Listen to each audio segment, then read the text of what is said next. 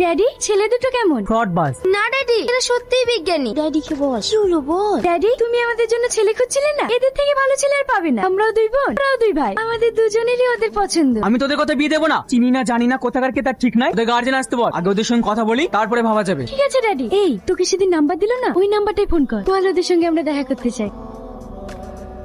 হে, আসবে তো? জানি না।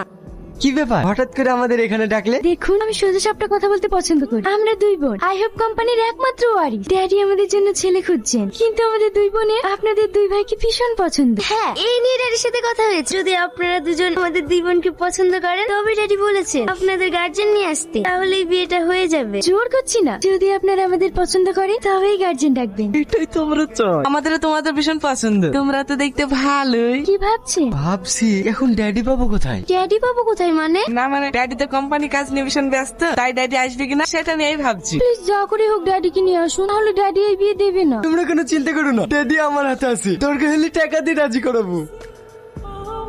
রোজ রোজ শুধু লঙ্কা বাটার রুটি সব ভালো লাগে। ভালো মন্দ খাবার তো ইনকাম করে এনে দিবা, আর তো কোনো মরদ নেই। ড্যাডি মম, ব্যাপারটা কি? হঠাৎ করে ড্যাডি মম। বড় থেকে গেম মেরেছি, তোমাদের মা বাবা সাজতে হবে। না না, কদিন আগে ভাই ভাবি সাথে অনেক মার খাইছিস, এবার আর হবে না। আরে সারো আগের কথা, এখন আমাদেরকে বড় লোক হতে কেউ আটকাতে পারবে না। তোমরা শুধু কোটিপতি বাপ মেরে অ্যাক্টিং করে দিবা, তাহলেই গেম। তাতে আমাদের লাভ। এই কাজটা করলে তোমরা 50,000 টাকা পেয়ে যাবা।